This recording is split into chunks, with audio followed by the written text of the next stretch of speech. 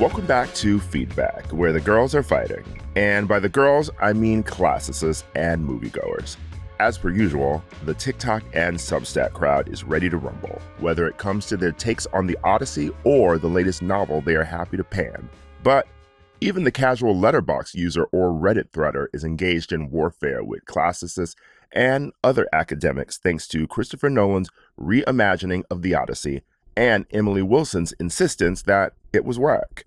So today I am joined by someone who has been in those trenches, Josh Lora, aka Tell the Bees, on Substack, TikTok, and Instagram. Josh has bravely waded into book-related content over the years, bringing his analytical lens to, yes, novels, as well as television and film. So he was the perfect person to join me to talk through the discourse around Nolan and the Odyssey.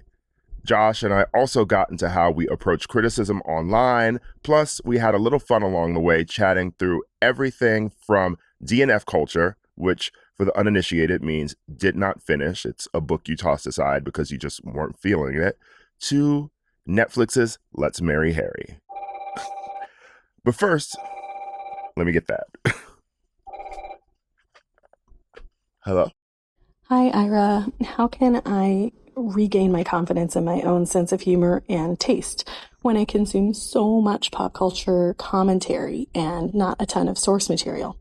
I'm a parent of two and small business owner. I listen to a ton of podcasts while I'm working and, late night bottle feeding, but not engaging in a lot of source material. And by the time I watch the show or movie or read the book, listen to the album, I've already had exposure to it by other people's very smart and informed discussion about it. And I find that I don't actually know if I know what's good anymore. Do you have any approaches for how to consume something and wipe the slate clean from what you've heard about it, and be able to trust your own taste a little bit more? Okay, thanks. Oh, that is a pretty good question and kind of a common problem that I feel like a lot of people have, because a lot of people don't have taste anymore, and a lot of people just don't know how to talk about shit anymore because they're busy listening to other people talk about things instead of actually consuming them themselves and forming an opinion. First of all, girl, delete the podcast. Not this one. You can keep listening to Feedback, but I promise you do not need to listen to like 5 or 6 different takes on the exact same thing just to be able to digest it. I think, first of all, you need to start consuming other stuff. You need to be reading. And if you are a mom and a small business owner who doesn't have a lot of free time to, say, sit around and read, try listening to audiobooks. Some people think that audiobooks isn't reading, and it definitely is reading, especially in an episode where we're talking about the Odyssey, which was first told orally. Yeah, so just spend some time listening to books. Actually, one big thing I would also suggest is listen to podcasts with people you disagree with. Like listen to the take that sort of maybe trashes the thing that you want to watch, or read reviews actually too. Like you should be reading criticism too, not just listening to it on a podcast. Read reviews that sort of pan something that you love. I think you only know you have good taste when it's challenged and you can defend it. So less podcasts, more reading or listening to books. Read criticism too, and not always people that you agree with. In terms of being funnier, I don't know how to help you with that, girl. Either you're funny or you're not. Maybe you can take an improv class when you have some free time. I actually don't know how much free time you might have. You own a business and you're a mom, and that is not my story. But I hope that helped. Feedback starts now. Josh, I am glad that I have you in the studio to talk to the bees. Thank you so much for having me. I'm so excited. And thank you for acknowledging that you guys are the bees. Yeah, we're the bees. Wait, where does Tell the Bees come from? It comes from English and Welsh mythology. There was this idea thousands of years ago that the village would be protected from bad luck if you told the bees whenever there was a marriage or a birth or a death. Oh. And so it's like a good luck thing, but it's also gossip, because they would be like, girl, you'll never believe this. Oh my God. And so the bees were always the first people informed whenever anyone was born or got married or died. Wait, the streets are talking, but the bees are listening. No, the bees are, I'm the word on the street. The bees are like, speak to me. They were literally the first recipients of the tea. Giselle Bryant is Yes. a bee. Famously. Famously so. She's always stinging. I am so happy to have you here because, first of all, you are always breaking down pop culture, sociology, just everything on your TikTok. And I feel like I first realized how poppin' it was when we went to the industry premiere. Yes. Yes, we went to the industry premiere and someone made a beeline past me to you. Well, and they were like, oh my God, you're Tell the Beats. I want to talk to you. I will say that was like a self-selecting sample because I famously, like, Industry is my favorite show. Mhm. I love the show so much. I've been like repping it for years on TikTok. So then when HBO like invited me to the premiere, I was like, well, of course. And so obviously the people there were going to be like, you're my sister. You like, I love my Hala. I love Yasmin. I'm like so obsessed with Marisa. I'm so obsessed with the show. I'm like so excited for the next season. But one of the hottest topics in pop culture right now is the Odyssey. Of course. And I'm not shocked that the movie's big. Like, Nolan movies are always big. He makes blockbusters. Mhm. But this is big in that it has not just the girls talking, but it has the academic girls talking. It's so interesting because it's like Interstellar was obviously, well, The Dark Knight, and then like he has been on a sort of generational run, to speak like the kids do, when it comes to how big his movies are, right? Like the spectacle of it all. Mhm. And then obviously when we had Oppenheimer, it was really like he made this movie that should have been very dry and very academic about some guy, like, no offense to Mr. Oppenheimer, but like some guy. And he made it like the biggest movie in America at the same time that Barbie was out. And so it is sort of proving his mettle as a director, even though he doesn't need it to be proven, but it is shocking. Like, it's not that he's creating this for scarcity. People genuinely want to see the movie. Mhm. Some people really like the movie. I know you liked it. I liked it. I liked it. I liked it for what it was. It's controversial to Well. like it. But the backlash happened first, and then it chilled for a bit because Emily Wilson took her time. You know, Oh. like she was post initial backlash. She was Yeah. like, now it's my turn. Yeah, because it had been out for like, what, 3 weeks, 4 Yeah. weeks? And she got the gun. Yeah, baby, she reached for both guns. Okay, we both couldn't reach for the gun because she had both of them. She had two. Came in like Annie Oakley. No, it's crazy. Like, I did my review of the movie, and I think with Nolan, I just contextualized it because I think that he is someone who is playing in the same sort of sandbox over and over again, right? Like, Mhm. even though this movie is ostensibly not like any of his other movies, when you peel back one layer, it's like, okay, this is a story that you are clearly very passionate about, that you're sort of obsessed with. He said this too, by Yeah. the way. He said that he feels like he's been making the Odyssey for years, Mhm. and that he is constantly returning to a lot of the same themes, just Mhm. about guilt and Mhm. shame, and just about men in Yeah. general. You know, he is a man talking to other men, which I find very interesting as an artist, just because we're always talking about how men aren't making art right now. Mhm. Men aren't reading. Men don't have someone speaking to them. Men aren't, are having their voices taken away, etc. But here is arguably like the biggest filmmaker in Hollywood right now, and he is specifically speaking to men in all of his movies. And Yeah. maybe that's why some people are upset, because they're not being spoken to. It's interesting because when I did my review of the movie on TikTok specifically, I cut out a part. This is exclusive. Oh, I cut out a part because it is really interesting. I'm thinking back to the Lena Dunham backlash where people were like, "Oh, the show is so white. There's 4 white girls," and I'm like, as a gay Dominican, I don't know if I want Lena Dunham telling my story, right? And I'm not saying that Nolan doesn't have to make movies about women, or he doesn't have to like have one female character that speaks. I think Penelope is like the best female character that he's ever done, honestly, at this Yeah. point. well, there's been 3. Okay. But it's also just really interesting because I think there is this tension that I know that writers talk about, right? Where it's like, I don't want to tell a story that's not mine. And I think specifically for Nolan, not to defend him on main, but I think he, A, knows what works, B, is speaking to a very specific audience, and C, is like, well, I'm not a woman. I don't know how to write women famously, right? We have 2 decades of evidence. And so I'm just not going to do it. And Hollywood is going to give him the money anyway, right? Like, I think the Yeah. actual issue Maybe is if he with, didn't kill them, well, he could write for them.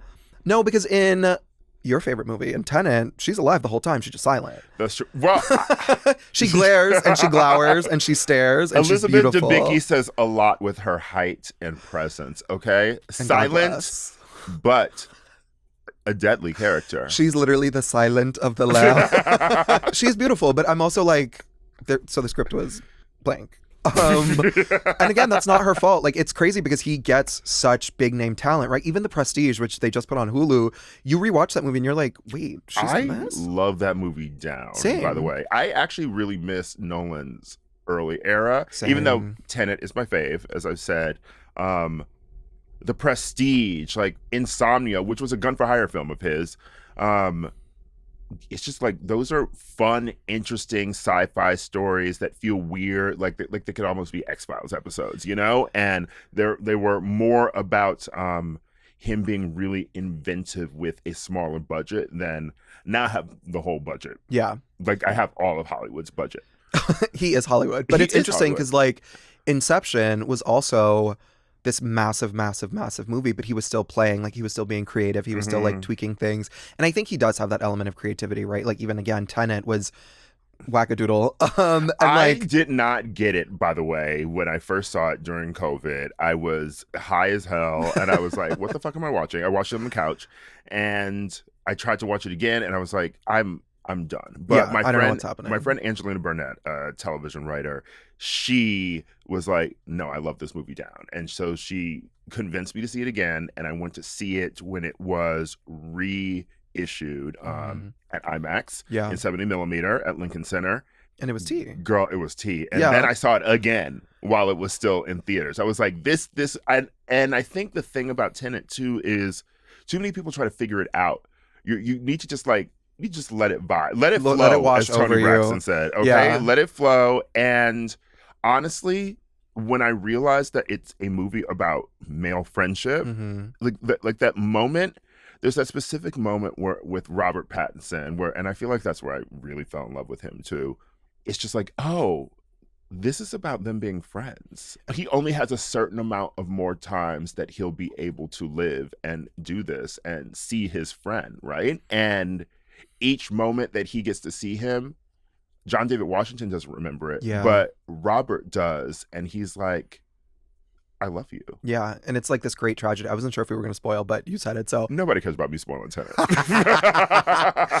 there is that really beautiful part at the end where it's like you realize that they like haven't met yet, or that they will meet in John David Washington's timeline, and at the very end. It is very like timey-wimey. It's very Tumblr for me, where I'm like, okay, girl, like the time shenanigans are interesting, but it is a movie that he made that's not about like a dead wife, that's not about guilt and shame specifically, that is about this like very powerful platonic bond, again, between men. But like, just to wrap up on my earlier point, I think exactly what you were saying is that like the issue should be with Hollywood, where Hollywood is giving him $20 billion to do whatever he wants. And it's like, well, if you know that this guy isn't going to tell a story about a woman, then like, where's the actual issue, right? Like, the movies aren't bad. The movies are making money. He is like the number one director in Hollywood, according to Vulture. But if we're going to have this same issue repeatedly, like Miss Emily Wilson did, she was like, let them speak. Then you're also like, okay, but like, he's been doing this for 25 years. You know, the issue is bigger than him. The issue is above him at this point. And that is actually what I feel the issue is with Hollywood, because books, for instance, right? We can talk about the publishing industry all day, but anyone can sort of put pen to paper. Anyone can write a book, pull up their MacBook or whatever. And it's, you can write stories and have more people see them. You can write to a specific community. Like, there's more access, at least in writing a story and sharing it, than there is in making a big budget movie for Hollywood, and we need more diverse voices behind the camera. We need more diverse voices writing screenplays and starring in these movies, for sure. But I don't need Christopher Nolan writing shit that he doesn't know how to do well. It's I wrote about this years ago for like the Daily Beast when The Beguiled came out, and people were sort of getting in Sofia Coppola's ass for not writing more Black characters and deciding to adapt this specific movie. And I was like, do you want her writing Black people? Do you want this rich white woman writing black people? And I pointed out the Coen brothers, when they tried to write black people in The Lady Killers, their worst movie. Yeah. Well, she did have Rashida Jones in one movie, the Apple movie that came out during COVID. I did not see that one. Okay. It is not great, but well, it's Rashida Jones like following around Bill Murray is playing her dad, and he's like sort of a deadbeat, and she's like, "I love you, Dad," and he's like, rah, rah, rah. It wasn't that good, and they made it for like Apple TV for like $12. But I did watch her robot TV show though. Oh, was it good? I liked it. Okay, I heard it was good, but I didn't. I love Rashida, but I love Rashida. She's great. No, not enough to watch the robot TV show. I don't like robots. That's my thing. Wait, you don't like robots? No. Are you afraid of robots, or you just like don't like robot stories? I think not to me and Christopher Nolan, the most Catholic people alive. I think the Catholic in me is like, that is not real. Like the movie with John David Washington, the creator, where they were like, no, it's alive. Like, what measure is a non-human? I'm like, it is not alive. Kill it, because they will kill us, and they will like the robot revolution. I know what side I'm on. Don't play with me. I don't like robots. AI, artificial intelligence. Do you Literally. like that movie? No, it freaked me out. Okay. No, I'm not on their side. We need more people like you fighting against AI. But back to the movie. Why do you think 3,000 years later, people still care about the Odyssey and this story and are so protective of it? So want to take ownership of it? Not just Emily Wilson hating Christopher Nolan's adaptation, though. It's like people are very vocal about, for instance, The Song of Achilles, which I just finished reading. Did you like it? I loved it. It was good. I loved it down. It is tea. Yeah. No, it's interesting. I think that a lot of people, it is like one of our oldest stories, right? Like when you look at storytelling templates, it is one of the great return home, right? This long journey. It is something that is so primal and instinctual.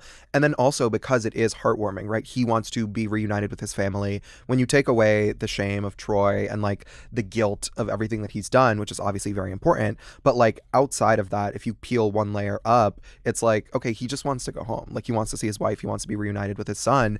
And I think that is very, very human to people. Like I think it is something that just draws people in on a very base level.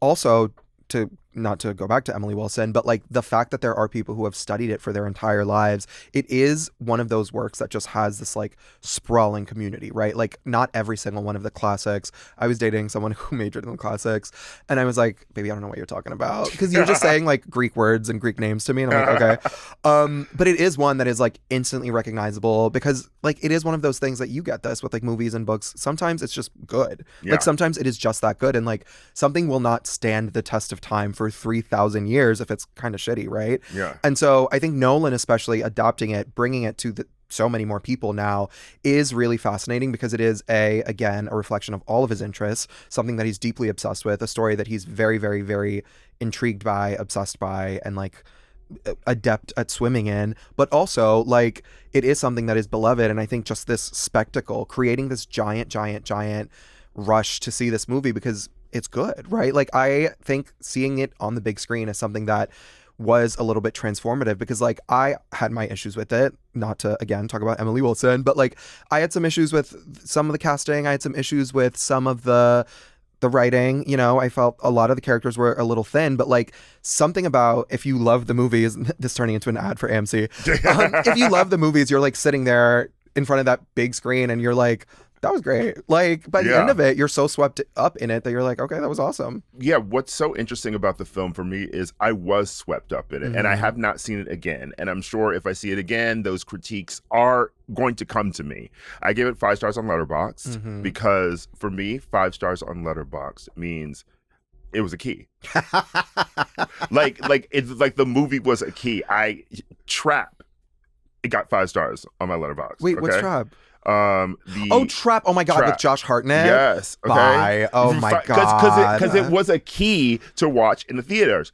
4.5 stars means, okay, this is a really good ass film, but you know, I wasn't gagging like on the edge of my seat the entire time, you know? Trap gagged me when she takes the phone and she locks herself in the room and she starts live streaming. And I said, this is the plan. But then they find her. Yeah. She's like, I'm at the house. There's a blue lion outside. And I said, if Taylor Swift popped up on my live stream saying, please come rescue me, I don't know if I would be the one to call the cops. I would be like, okay. But that's Taylor Swift.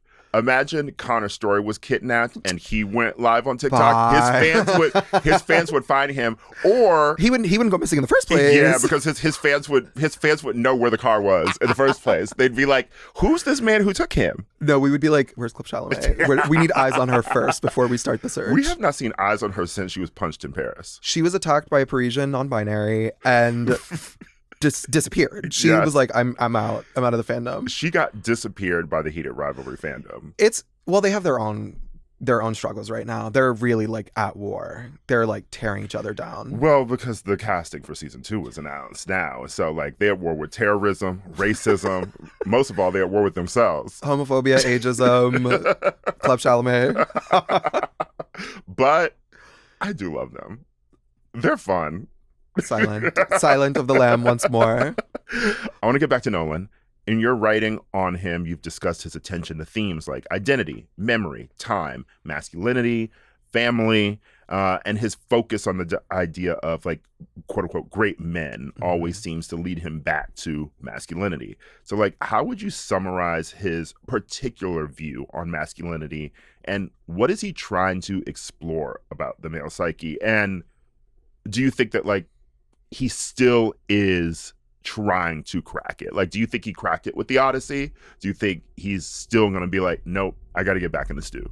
I think he's going to get back in the stew. I will answer that part first. Yeah, it's really interesting because I think, like I've said, Nolan is really concerned with this idea of masculinity. But it is interesting because it's not this sort of traditional machismo that we've seen, right? Like, it's not very, I don't know, Quentin Tarantino. It's not very Godfather. It's not something that is stereotypical that we've like seen for the last 40 years. So I think what's interesting is that he's exploring the shadow side of man, right? It's not something that we see traditionally. Like when a man is home by himself, what is he wrestling with? And being a cradle Catholic, sorry that I keep talking about this, but being a cradle Catholic, he's very much like, he's thinking about guilt. He's thinking about all the bad shit he's ever done and how he can rectify the situation, how he can make himself better.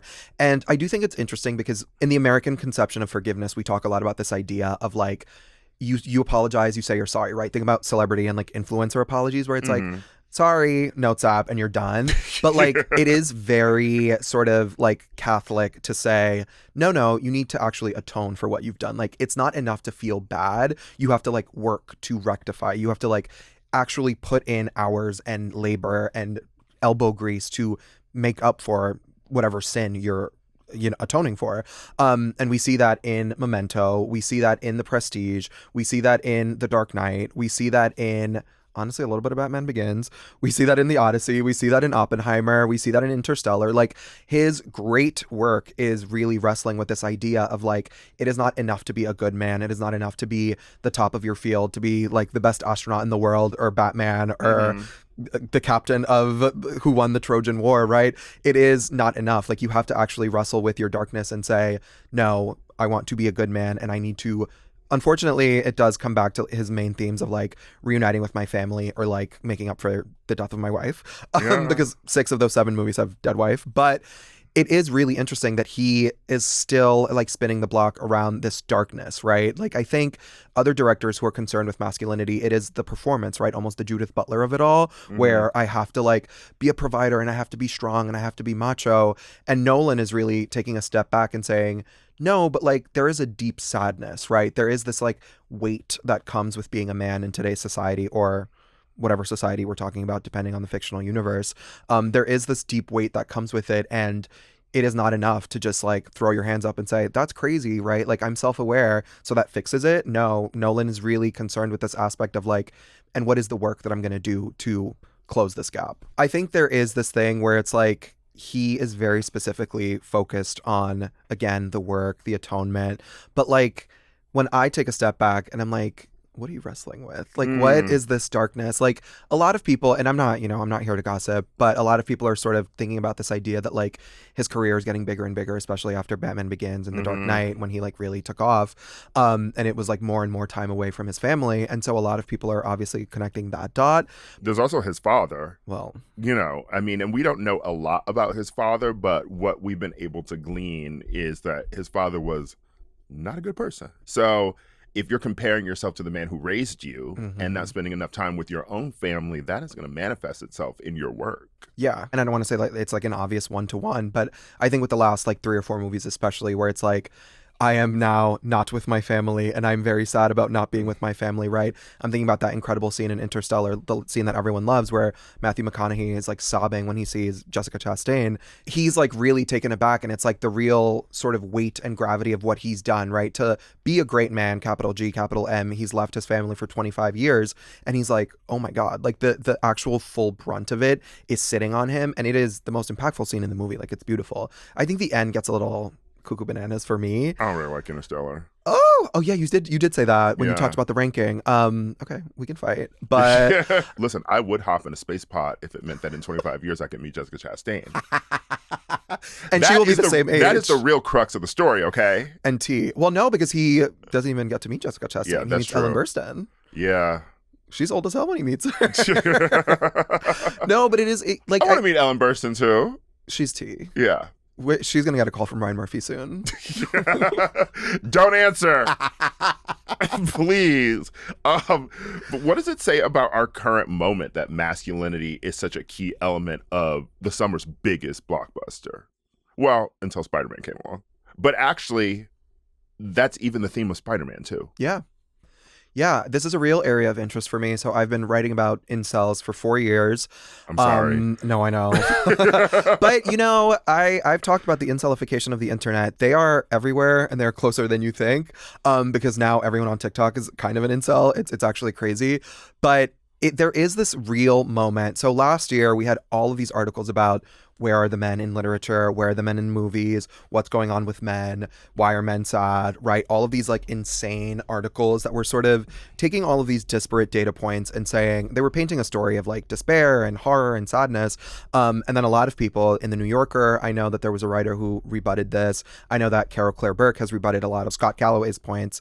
There is this idea that like it is not only a story about men, but we are just focusing on men, right? Like when you look at the college rates, when you look at the rates of people dropping out of college, when you look at people, when we talk about loneliness. So that's how I got on the incel of it all. I was writing about loneliness first, and then I ended up in an incel spiral.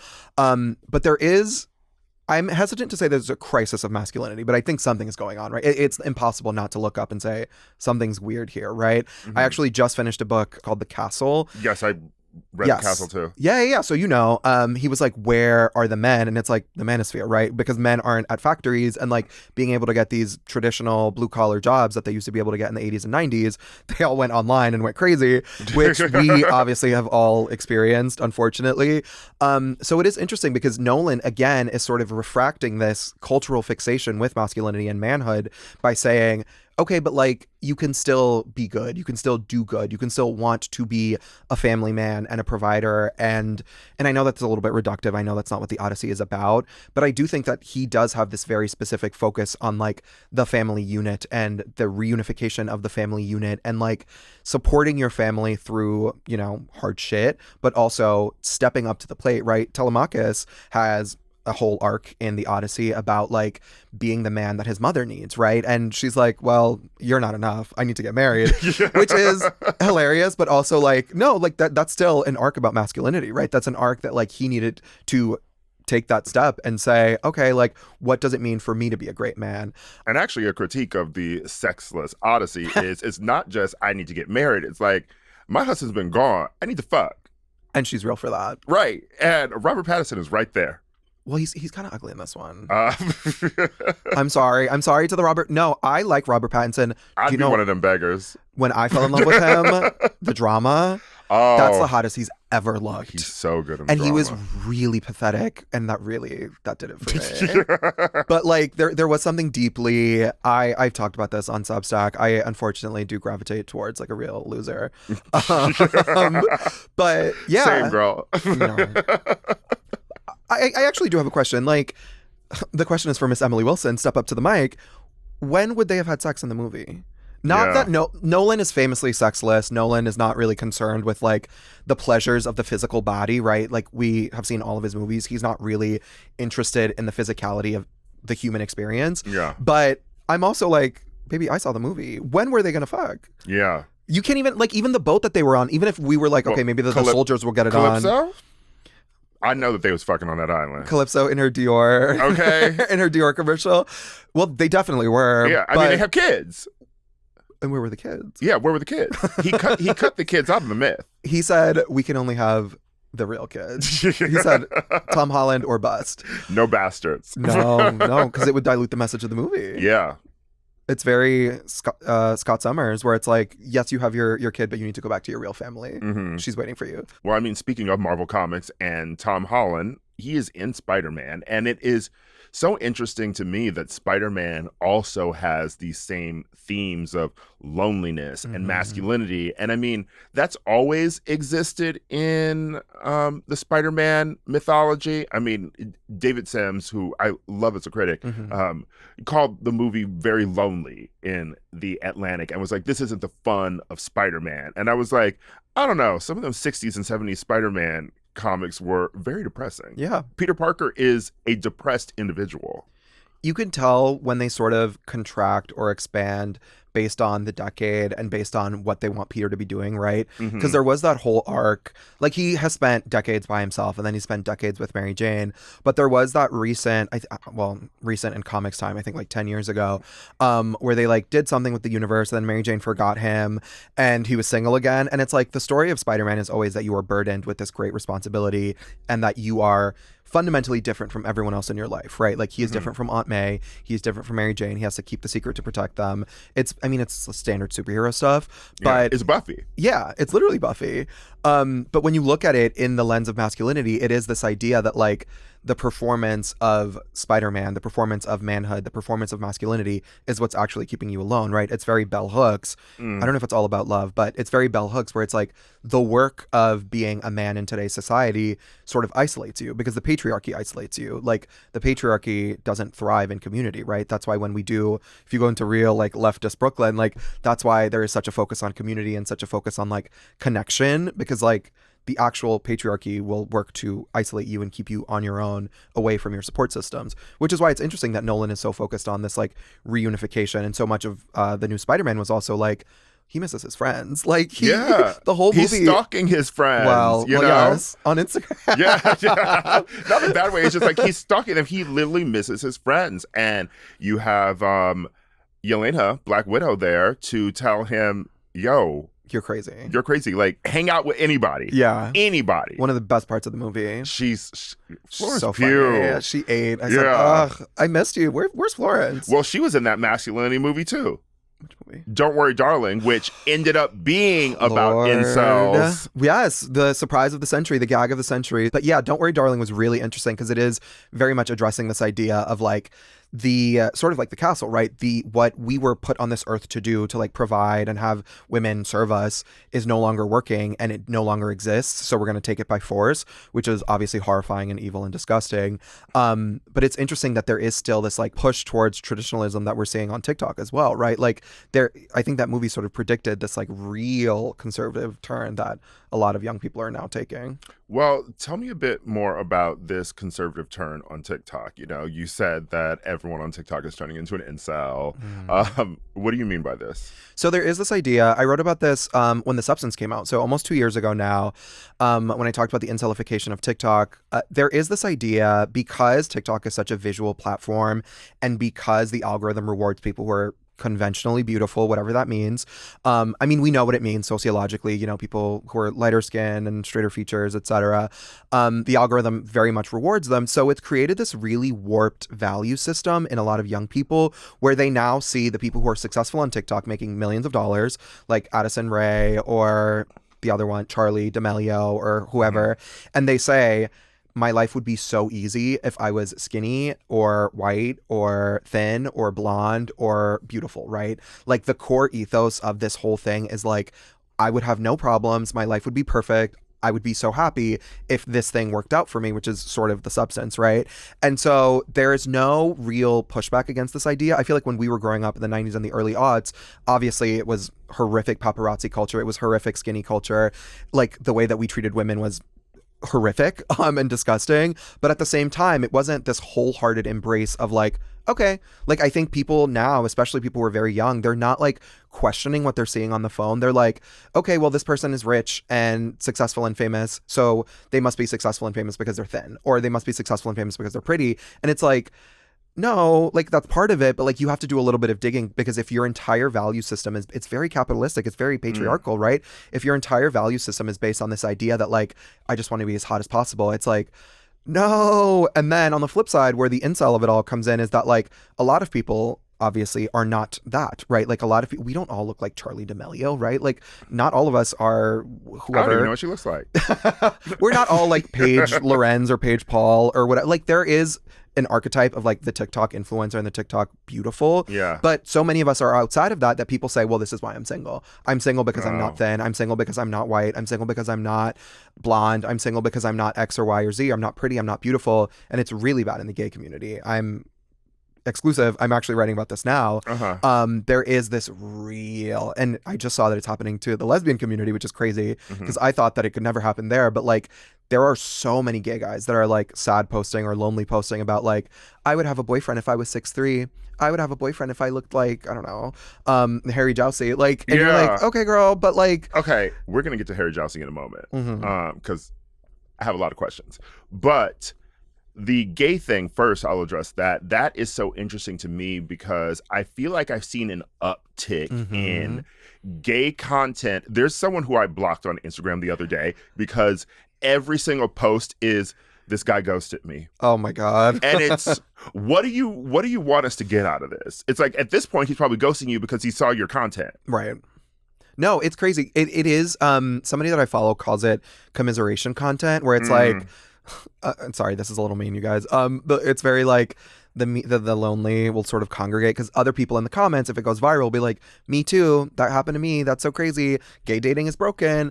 And obviously we can have 400 hours of conversation about gay dating, but like the real crux of the issue is that you are not locked out of this thing because of what you look like. Like you're sort of locked out of this thing because of your belief about it, right? Right. We've also, I mean, there's that common phrase, right? It's we've talked about this for years. You're just 21. You're just 21, right? And it's when people talk about, you know, interracial dating, for instance, and, you know, like the privilege that hot white men with six-pack abs get in the gay community, you know? Like, I remember the specific era where people would talk about, these guys don't talk to me on Grindr, etc. And Black okay. Right. Black okay, you know? And God, I forgot about that one. Oh, I'll never forget.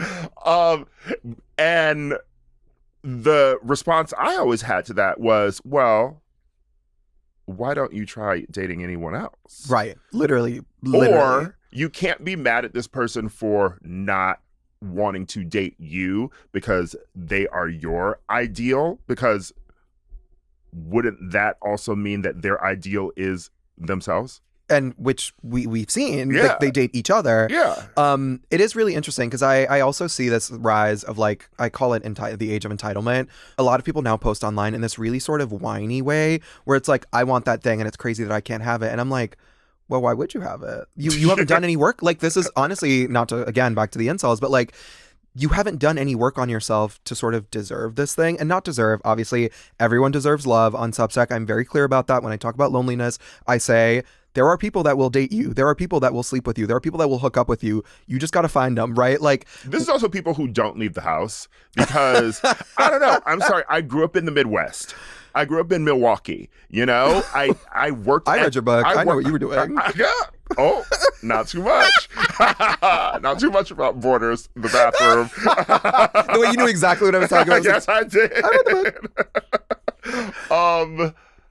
I worked at the mall in Milwaukee. Okay, like when you work at the mall, you just see every possibility of human being that exists because everybody goes to the fucking mall. Yeah. Like, I don't know. I've grown up seeing ugly people date each other. I've grown up seeing hot people date ugly people. Couples exist everywhere.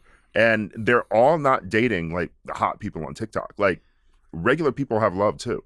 And that's what I always say on Substack. It's crazy because, like, there's one person who follows me on Substack and they always comment when I write about this, and I love them because they work at the Ren Fair and they're like, baby, everybody is busted. We're all chopped and we fuck more than anyone. And I said, I love that. Like, well, I mean, when we were growing up too, we had like the reason American Pie was so funny with Allison Hannigan's character, like, you know, like wanting to stick a flute up her pussy is band geeks fucked. Yes. Band geeks fucked when we grew up. Like that was the whole thing. It was like the nerds were fucking each other. Yeah, and I think the one thing that's like sort of unspoken in the gay community, where it's like if you go to P-Town or Fire Island or whatever, some of the most chopped people are the ones who get the most play. Like, if you want it, it is out there and available for you. But I think that the issue is that people are looking at the phone and they're looking at the screen and they're saying, why don't I have a six-pack? Why isn't my life better? Why am I not happy?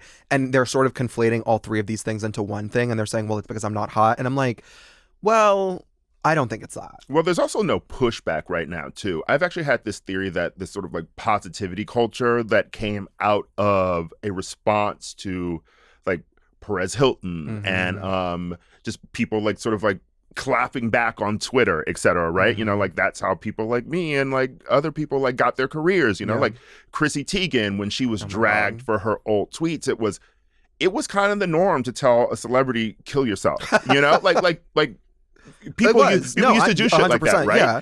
But the response to that has been this sort of overwhelming positivity to the point where, you know, like we can't critique books. We can't critique movies. You have to be like, everyone worked really hard, you know, so we can't be mean about it. And that has resulted in capitalism just sort of being able to do whatever the fuck it wants. That's why we have Ozempic ads everywhere, you know? Crazy. And it's crazy to me because I think that a show like Daria, my fave, could not really exist now because the show was just so anti-capitalistic. It was morose at times, and like she was just like a bitch, and that energy doesn't really exist in culture right now. I'm always thinking about the Daria episode where she does that painting and she's like and it freaks everybody out. It's like she looks in the mirror, she couldn't be thinner, now off to the bathroom to vomit up her dinner. Like we had on MTV, by the way, we had pushback to these beauty standards and to capitalism, like Principal Lee when she buys that, when she sells the school to like the soda company, and they have the advertising everywhere. You know, it's just like media companies used to put out shows that were anti-capitalistic and subversive, but now that the capitalists, the real capitalists, like the David Zaslav, you know, like the Doug Ellisons, now that they run the companies, we don't get shit like that anymore. No, and you're actually hitting on something very, very powerful, because there was an article that came out a couple of months ago about the death of punk, and it's the fact that there is no counterculture, right? Like, again, if we don't have sub-communities and subcultures that are pushing back against these ideas, then nobody's going to. And it's crazy because it's like a lot of people want it to be top down, but it's also not coming from bottom up. Like there aren't these pockets of people who are like, I don't want to be, I mean, like there is sort of a like patchwork community of like, you know, the like leftist people in Brooklyn, but they're not, their voices aren't being magnified enough to actually make a real difference, if I can say that. Because so many people are still like, again, looking at the phone. So many people are diverting their attention to Instagram or TikTok or Facebook or whatever. And so these large sort of town squares are enveloping everybody, and it's creating this sort of uniform culture, right? All of these sort of trend pieces are the same, right? The like death of the clean girl, why is everyone wearing the same thing? Like, why is everyone believing the same thing? All of these things are related. And that's what, to like circle back to like 20 minutes ago, that's where the conservatism is coming from, right? Because like nobody's pushing back against anything. Everything that's being told to us on these platforms is just like being believed. And it's like, okay, having sex is bad, having brown hair is bad, being bigger is bad. Like, and nobody is being like, girl, what are you talking about? Like the companies themselves are pushing this, and then people are just accepting it, and no one is strong enough or loud enough, because again, all of our media is controlled by like 6 companies. So we're all like, it's all sort of flowing in a circle back at each other. And it's interesting to bring this back to a straight white man, but you know, my king Chuck Klosterman, who I've talked openly about loving Sex, Drug, and Cocoa Puffs. He inspired my book. Like I was really into him at a young age, and it's his latest book, I believe it was like the 90s, it just talked about how a specific culture doesn't exist anymore in selling out, for instance. Yes. You used to call people sellouts if they were in commercials. Like you used to call Avril Lavigne a poser, for being like punk when she was singing Skater Boy. And it does suck that the arbiters of what was selling out or what was posing, right, was usually straight white men. Yeah. But we have lost this in culture, and I feel like that's part of the problem too. Yeah, well, and it also relates to what you said earlier, where it's like the positivity culture that can directly map onto the like get your bag culture, where it's like Kylie Jenner does an ad for Meta glasses and people are clapping, they're like, yes queen, yes mother, and I'm like, she doesn't even need the money. Like, that shit drives me the $25 million craziest when it comes to reality stars. Oh, and yeah. not to upset the Alandria fans, I'm not or here. even fans of Sierra Miller from Summer House, who I adore. Yes, I really like But Sierra. when something bad happens to a reality star or a celebrity, or something bad doesn't even happen to them, you just have to like them. Mm-hmm. You have fans celebrating their brand deals, which is crazy because it's like, okay, you're celebrating them now being able to sell you potato chips. Yeah. It's really bizarre. It's really sort of dystopian too, that it's like you watch this person go through the worst thing possible and then you're like, and now for $1 million you can sell me some smart water. Yeah. Like, okay. You're like, yes, queen. Yeah. Yes, I can't wait to go and buy that water. And I think it might be like the generation beneath us, because I was on Twitter tearing up, like fighting people, real beehive hours.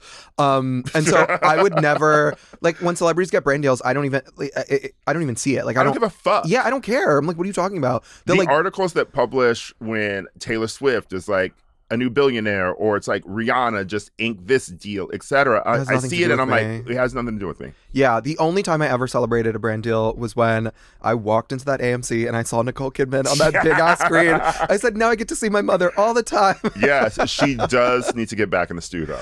We were promised a second one. Where is it? She did. Now they keep cutting it. Every time I go, it's like a different one, and I'm like, oh, I liked when I could say the whole thing. Like it's destabilizing. But now. I want like a completely new one, like new outfit. No, like, I like the suit. Give us come on, give us a little sequel. She's gonna come in a gown. She's gonna come in like a ball gown. I thought it was gonna debut with Baby Girl, and then it hasn't, and now I'm like, maybe Practical Magic, which I keep forgetting is coming out. I was just talking about this last night with someone, and I was like, I'm very scared. Like, obviously, I'll be there opening night. Of course, but it's giving... For the bundles. Yeah, it's giving for the bundles. It's giving...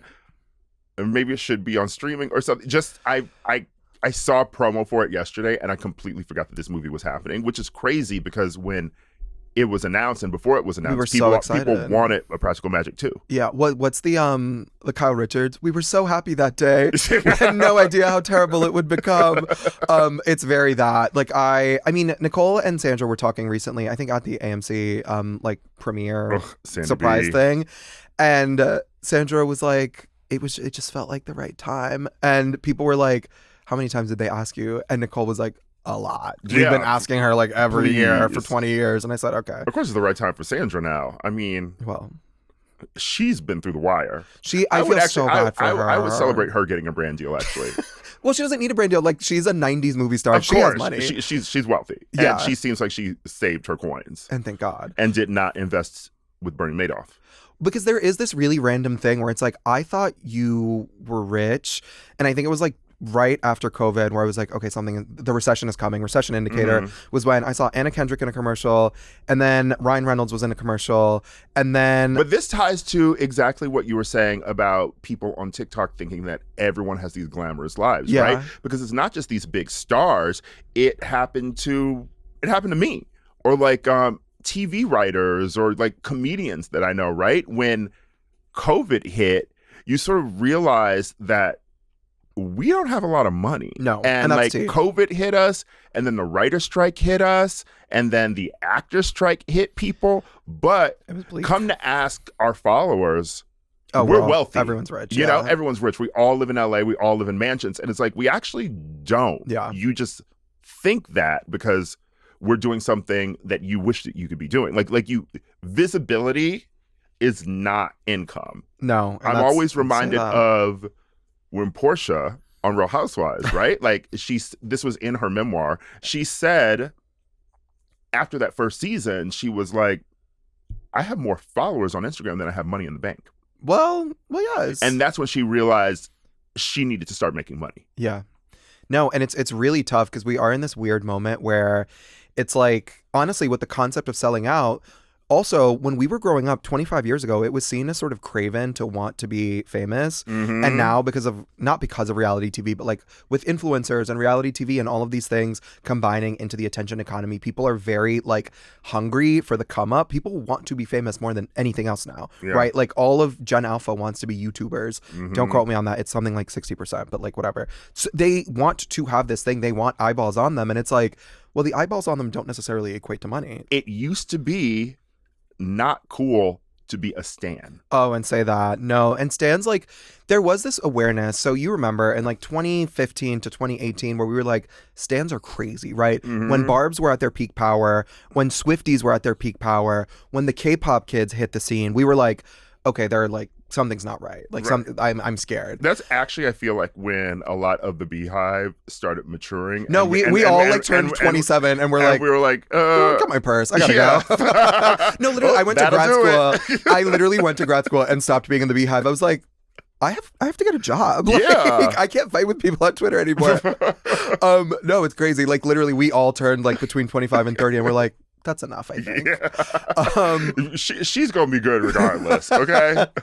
I will say, I was at a party, I think like 2 weeks ago, and somebody said, we need to talk about Beyonce's BBL. And I almost like, I spiritually lunged and it was like, oh my God, she's still in there. Like the Beehive jumps out sometimes, but yeah, we're sleeper cells. No, and say that. Normally we just activate when we have to buy concert tickets, but or when All Up in Your Mind is playing. Yeah. Because that's my Bible. That's a jam. Oh, and say that. Okay. But yeah, it was seen as embarrassing to be a stan because they were. Do you remember when the Barbs tried to shut down the CDC during COVID in Atlanta? Like an army of Barbs showed up because Fauci talked about Nikki, and it was like, guys, this is not okay. This is like deeply unwell behavior, and I'm not diagnosing them. This is TikTok brain. I'm not diagnosing them. All I'm saying is that like, something's not right. It was seen as embarrassing, and now in the last 7 years, something flipped where people are like, no, I'm the number one stan, blah, blah, blah, blah, like flying around the country. I just heard a story about somebody who was like following Lady Gaga around the country on Mayhem tour, and I said, that's intervention behavior. Like I would, if my friend did that, I'd be like, first of all, bring me.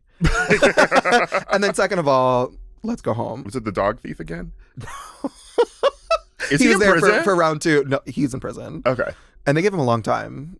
Good. That was nasty behavior. Like the fact that it was a stan. I'll allow stalking a celebrity, but I draw the line at kidnapping their dog. Club Chalamet. We need eyes on her. Now, does Connor's story have a dog? Somebody tell me right this second. No, it's crazy.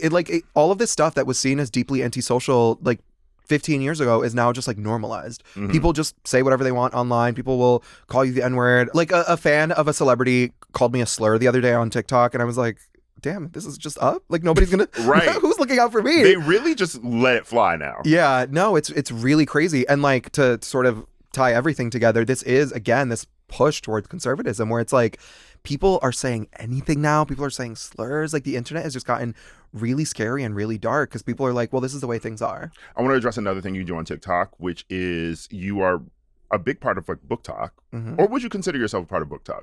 I'm definitely a part of BookTok. So the reason that I don't do exclusively book content is because I have a job and I can't read as fast as people. And when I first got on TikTok 4 years ago, there were people who were doing the 20 books I read this month. And I said, oh, I can't compete with that. You know what I mean? But then you look at what books they're reading. Well, you said that, not me. We're not allowed to say that. You said that, not me.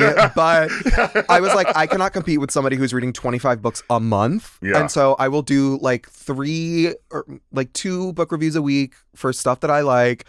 And I will leave it at that. I read the stuff that really interests me, and I sort of move on from there. But I know that my taste isn't everyone's, right? No, of course not. And I'm not really knocking anyone's taste. But for me, what I consider reading is, yes, you can have fun reading as well, but you should also be doing rigorous reading too, because the whole point of reading is to, elucidate your mind. Yeah. You know? Well, that's we've talked about this. You're just 21 because we had that discourse in 2022 and 2023 and 2024. Like people, it is the sort of diet thing, right? Like you need to eat your vegetables and you need to eat your candy. Like you can read whatever you want to read on the side, but like if your diet consists of no vegetables, then that's when people are like, okay, and I'm not food judging. pyramid, and that's probably why the girls were coming for Toni Morrison last year, saying they don't like her because remember she said to Oprah was like, I had to go back and like reread this, and she was like, Oprah, that's called reading. But these girls like DNF books that are hard to read, and I actually plan to write about this, but DNF culture for me, it's fine to DNF a book, right? But so many people want attention and praise for DNFing a book. It's like, okay, they didn't finish the book, but they still want to talk about the book and still like have the book associated with them, right? It's like, well, I didn't read this, but I like the conversation that's happening online. Right. Like, so it's like, well, I DNF'd yesteryear. And like that puts you into the conversation. We're not talking to you. Yeah. When it's like, okay, well, we read the book, so we'll be over here. Yeah. It's like you can't have an opinion on the ending or because it didn't work for you. Fine, it didn't work for you. But like, I don't want to hear what you have to say because you didn't finish it. And it's crazy because I do think it is like an attention economy thing where it's like, we don't need to give you a gold star for not finishing the book. Right. And what I do, like I get sent a ton of books. I read a ton of books, but like, obviously I don't read everything. And when I DNF something, I just don't finish it. You put it down and you move on. Like, I'm not posting on my story, didn't finish this one. Like, I don't need people to know. And also, like, the parasocial fans will probably know. They'll know if because they're like, well, you started. Well, and then they'll be like, well, you posted that book at the restaurant. Yeah. But I never heard you talk about it. So people want like a gold star for not finishing a book. And it's like, I don't know. It's also shady. Like, you and I both interact with authors on a regular basis. Yeah. Like, you don't want people to know that you didn't finish their book. And then you don't want them to, even if you do, you don't want them to know that you like, picked it up and put it down. I was in a psychic battle on Substack recently with an author where I was like, girl, we read your book. Don't be shady to these debut authors. Because it's like, you are very prolific and you have all these books and like you won all these awards, but it's like, why are you punching down? You know what I mean? I'm perfectly fine with critiquing stuff if you are in that field, but I do agree with the punch up. Yeah. Don't punch down. Like, I can review the biggest book of the year and critique it. Like, I'm not fucking with Carol Claire Burke's coin, you know? Exactly. And my thing is like, I'll still find a way to talk about it. Like if I do a big reading roundup and I do every single thing I read, I'll say, if you like this, you should read this, right? Because it's like, it might not have been perfect for me. And I'll do like one little sentence where I'm like, I wasn't in love with it, but like, I know somebody will like it because somebody will like it, you know? So it's like still doing my part to like promote a book, especially if they sent it to me or if I know the author or whatever. But I'm also like, we don't need to be that shady on Maine. Like there's other stuff to be shady about that it's like, I don't know. The other thing opposite of DNF culture is the performative reading culture. Well, people accusing people of being performative readers, which is so interesting to me because we should be performing reading because we're in a literacy crisis. We are in a literacy crisis. Yeah. Carry a book with you everywhere, honey. And I do. Yeah. Me reaching for the invisible book. I thought my bag was there. You're Tokyo Tony. I knew you would ask me for it. I don't have it.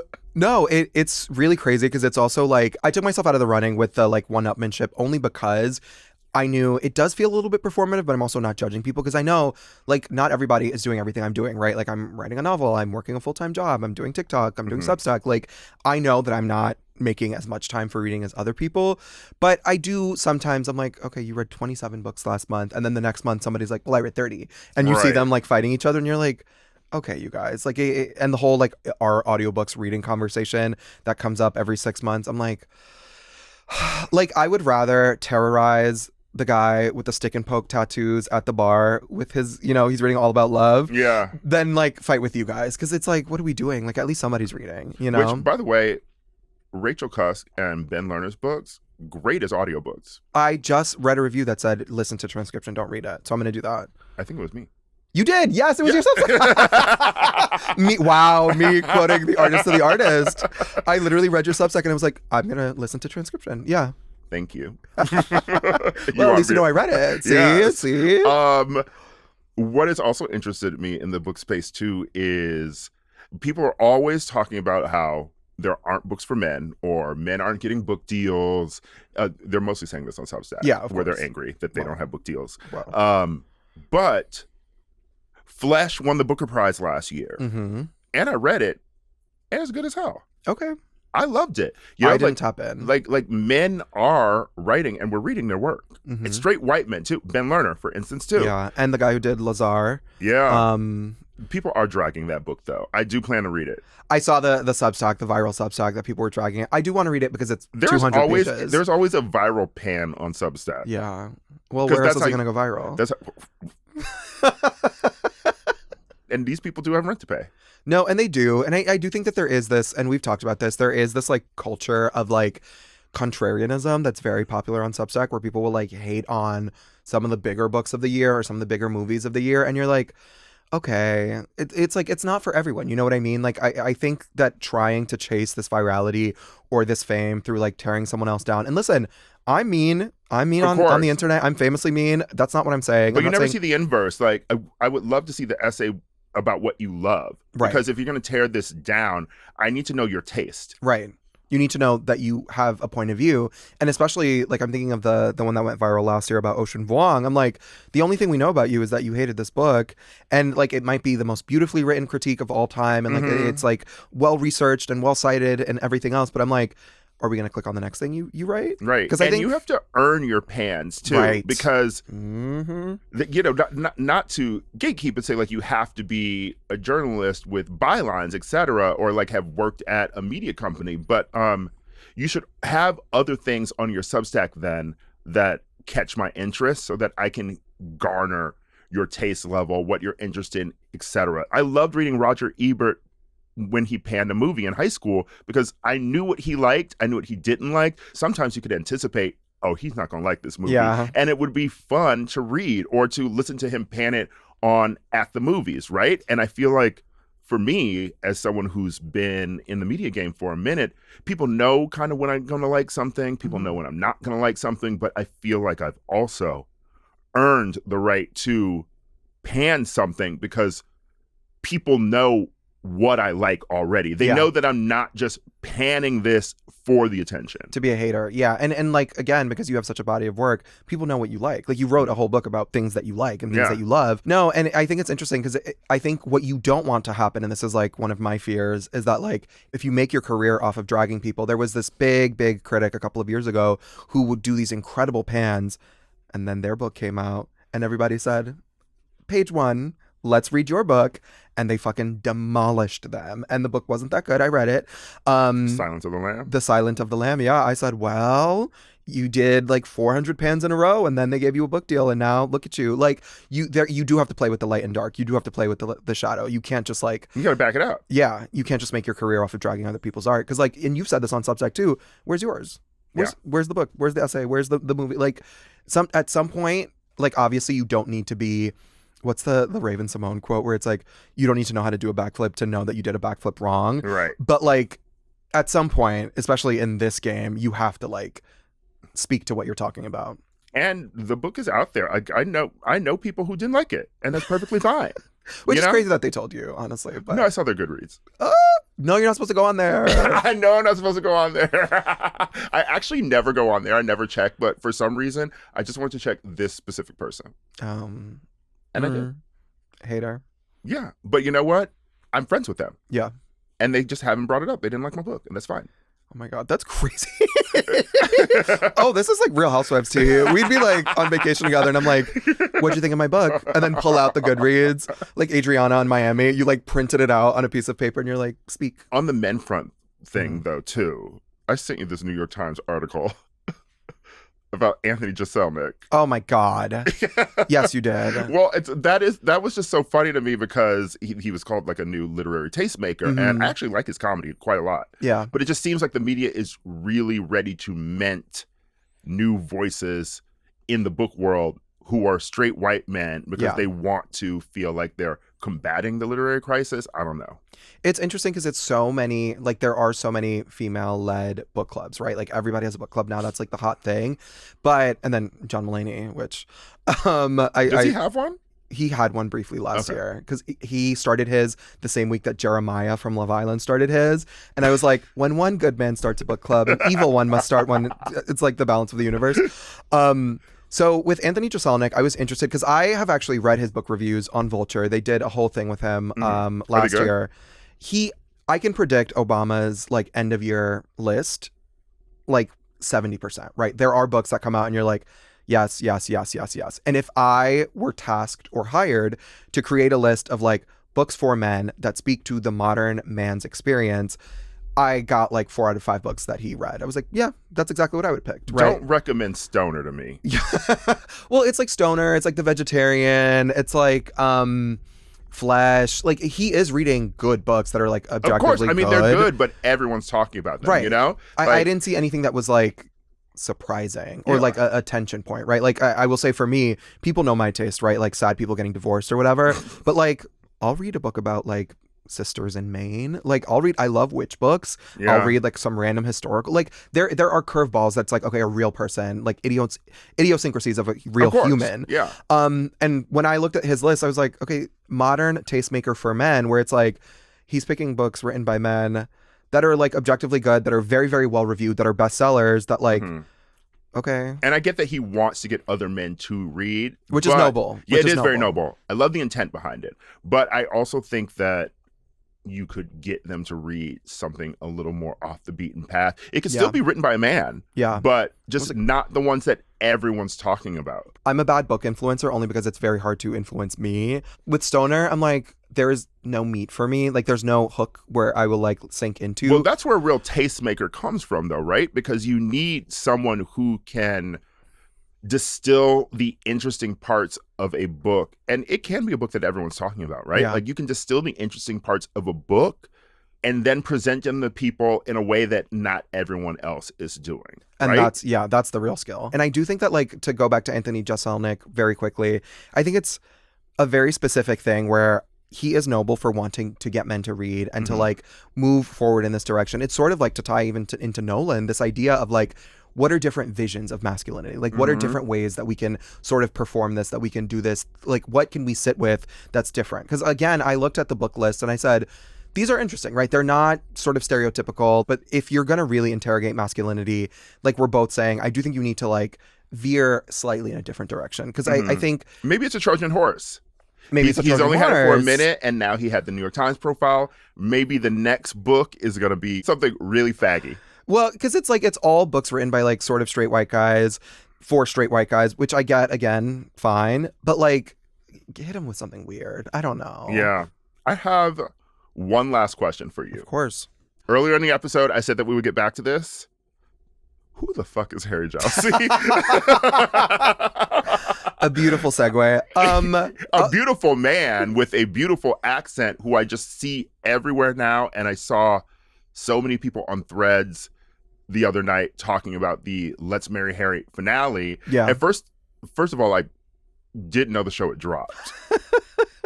Which is bad marketing. All of a sudden people are talking about Let's Marry Harry, and I'm like, would I be into this show? No. Okay. So this is like a real life TikTok. You get to see me work my magic in real life. Harry Jowsey burst onto the scene in 2020 during COVID lockdown. He was on the first season of Too Hot to Handle. He had a very steamy romance with Francesca Farago, who is now an influencer. Her partner is trans, so she's like a queer icon now. It says a lot that I watched the first season of. You're like, I don't remember any of these people. It was COVID. She was very pretty. Her body was tea. Like I didn't follow her, but I was like, wow, she's beautiful. And so Harry then became a sort of like media personality. He moved to LA, got like 2 million followers immediately because he's 6'6" and Australian and was like 21. And also, you know, the body, he has 6-pack abs. He was then hanging out with like the D'Amelio crowd, a bunch of like really big influencers. He has that one influencer friend that I was telling you about, that his one black friend. No shade, Harry. No shade if you listen to this. And so he eventually got the podcast with Unwell. And I thought he was in like the Hulu family, but then Netflix announced he does do media appearances for Netflix. So he's sometimes like a red carpet host. And he did this bit 2 years ago where he would like dress up in women's clothing. So he'd like come out wearing like a dress to interview somebody, and it was like their dress, so they would like see the picture and then be like, oh my god, you're wearing my dress. I've seen the hot chick. Yeah, exactly. And so I thought he was going to be like sort of married to Hulu because of Unwell, but Netflix gave him a show. They gave him a Bachelor spinoff. There's roses and everything.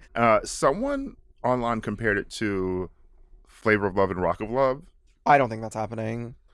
I don't think he's interesting enough to have that level of mess, and I don't think Netflix casts that level of mess. No, They all look like boring white women. yeah, there's no New York coming out of this show. That's what you need. If there were a really dynamic woman opposite him, then it'd be like, okay, I'd watch Let's Marry Harry season 2. Well, but there won't be, because the Netflix influencer casting factory is like, you got to look like this. They suck. Yeah, there's really not. They're not minting stars. And even their good reality shows, like I love Secret Millionaire. I didn't watch the that casting is just bad at Netflix. It's weird. It used to be good, and then it got really bad. I think like the middle Love is Blind seasons just got so weird. And it's like, well, I call it the like, am I the assholeification of TV, where it's like now, instead of casting for dynamic, cool, interesting personalities, they're casting for people that are messy so we can argue about it online, right? Mm-hmm. They want the Threads arguers, they want the Twitter arguers, they want people on TikTok making videos being like, she was wrong. And you're like, okay. Okay, so I don't need to watch Let's Marry Harry. Don't watch Let's Marry Harry. And sorry Netflix. Come back harder. Cast some cool people.